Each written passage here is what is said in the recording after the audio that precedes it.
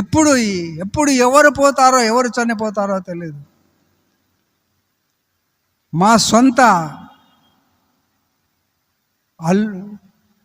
సొంత అల్లుడు, రెండవ అల్లుడు 47 సంవత్సరాలు, బీపీ లేదు, షుగర్ లేదు, ఒక చెడు వ్యసనం లేదు,